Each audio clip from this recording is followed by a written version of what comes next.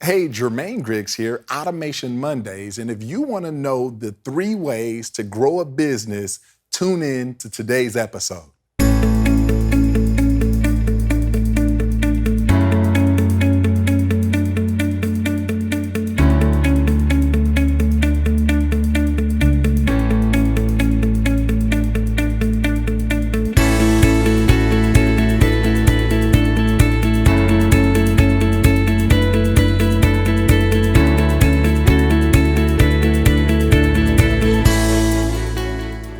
Hey, Jermaine Griggs here, founder of automationclinic.com, and welcome to another edition of Automation Mondays, where every week I break down a question, issue, concept related to marketing, lead generation, sales conversion, systems, funnels, automation, and everything in between. And in today's episode, we are going to cover the 3 ways to grow a business, especially nowadays when there's so much noise, there's so many things you could be doing, but just because you can do them doesn't mean you should do them. So I'm going to give you the 3 primary objectives, and you can use these 3 objectives to evaluate all the other activities. We've talked already in the past about the fallacy of mistaking activity for productivity. And so these 3 questions will really drive what you should be doing. So let's talk about the 3 ways, right, to grow your business, right?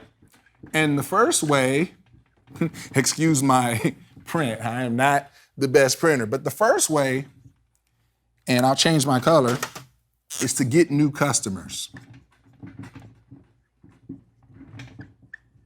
Right? And to be honest, this is the way that most people focus on, right? When you talk about business and you think, how do I grow my business? Most of the time, we're in get new customer mode. Now, it just so happens that this is the hardest of the 3 ways, right? Because once you have someone in motion, like Newton already told us, something in motion will tend to stay in motion unless acted upon by an outside force. Well, the same is true once you get a customer. The other 2 ways, you're going to find they're much more easier, right? It's 5 times easier to get an existing customer to buy from you than to get a new customer.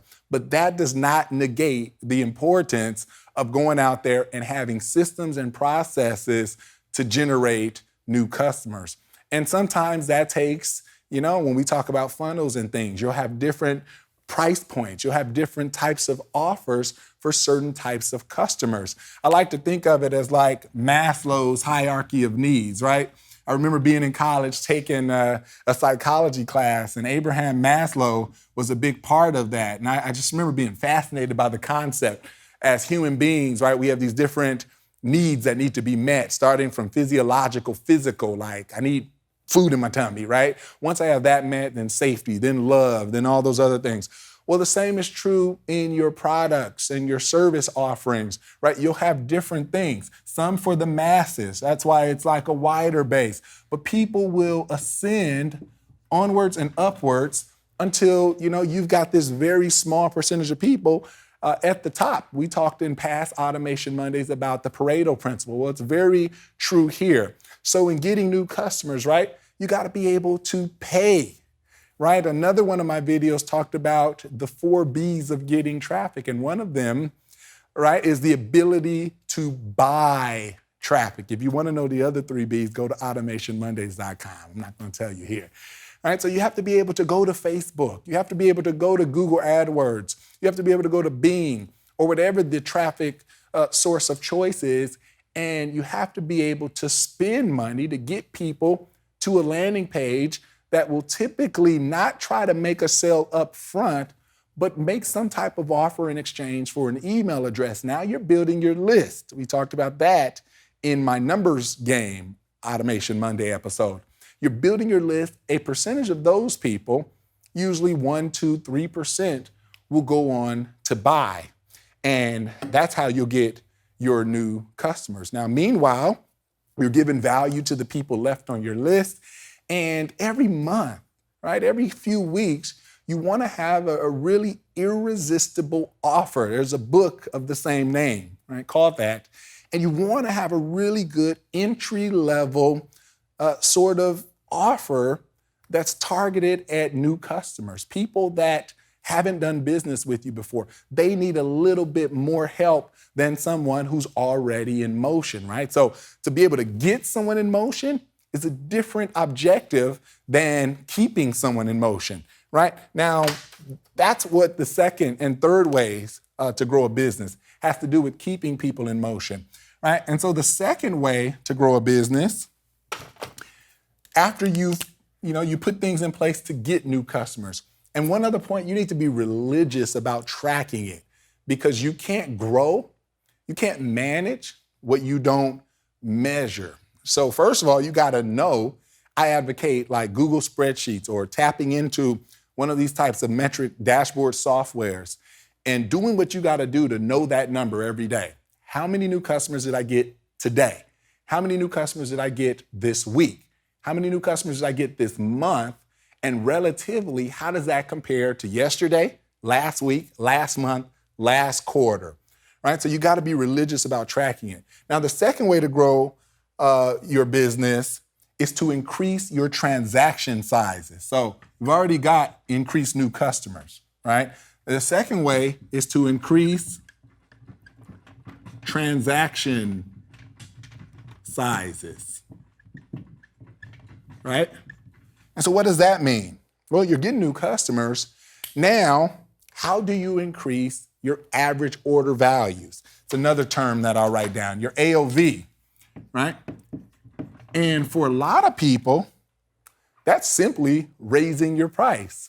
I mean, there are books written on the topic, one by Dan Kennedy, and there's some other ones you can pick up. But most of the time, people underestimate the value that they give.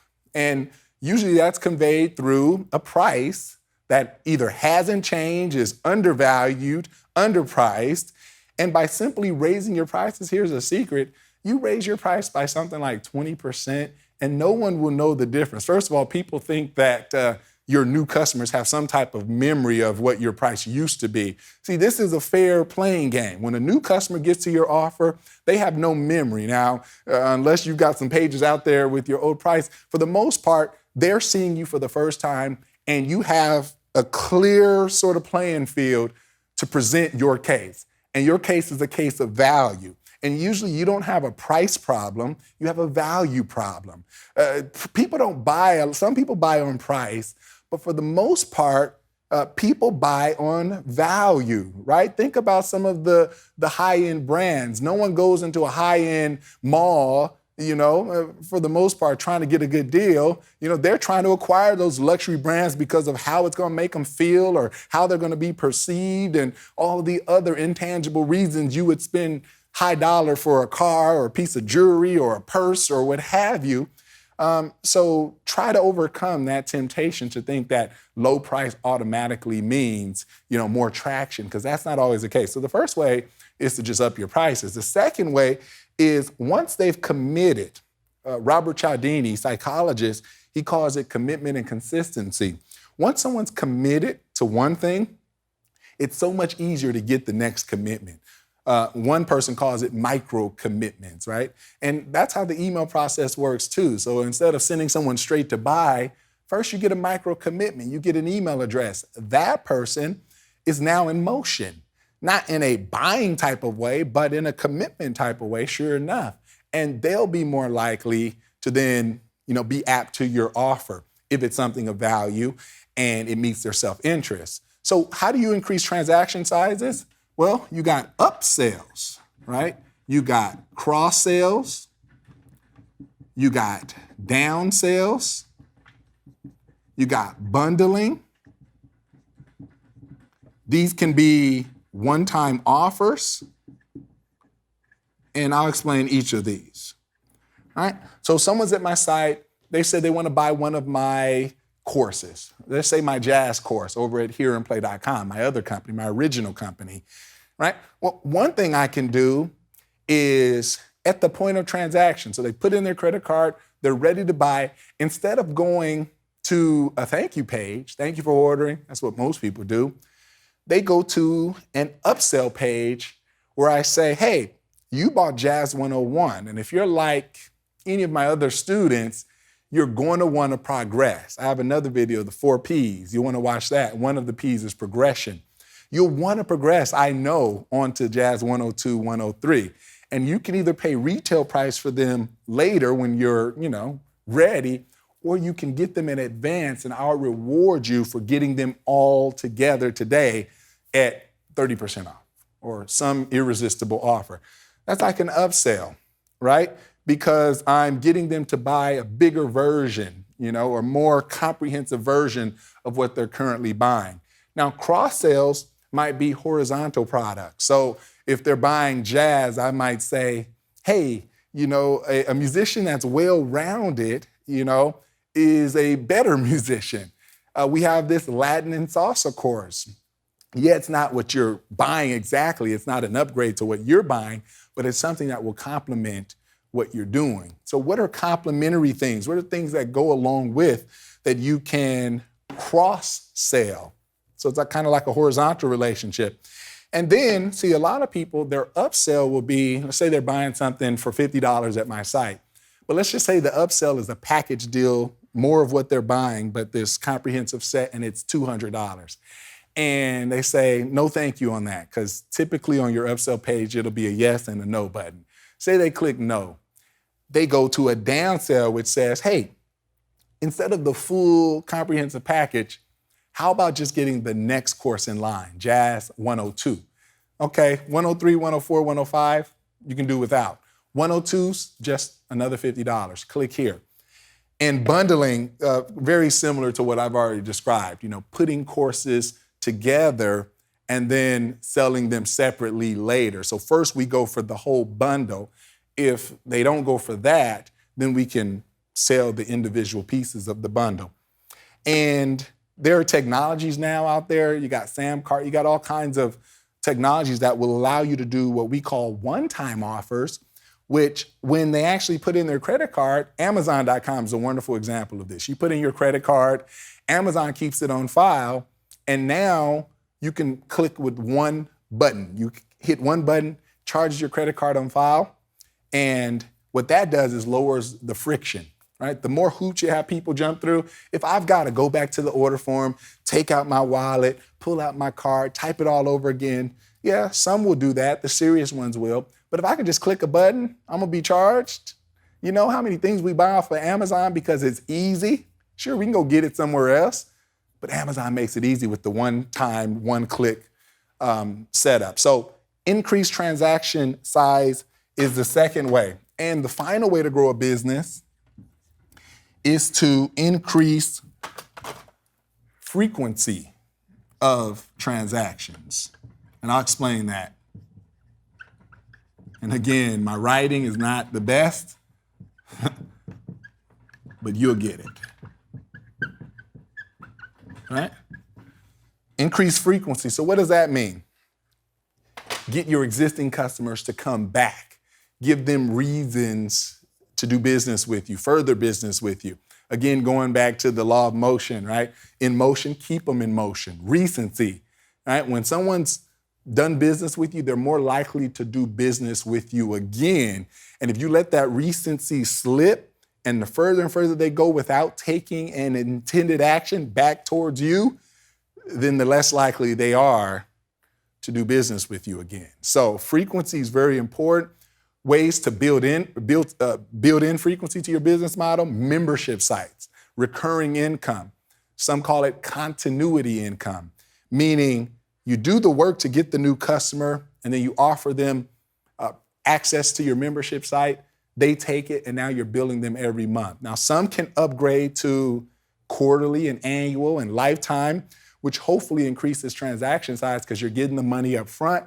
So you're more likely to, when you do the math and count all your beans, collect more money because they're not canceling. So, the average person may cancel in so many months, but if you combine these two things and say, okay, how can I get frequency and increase transaction sizes?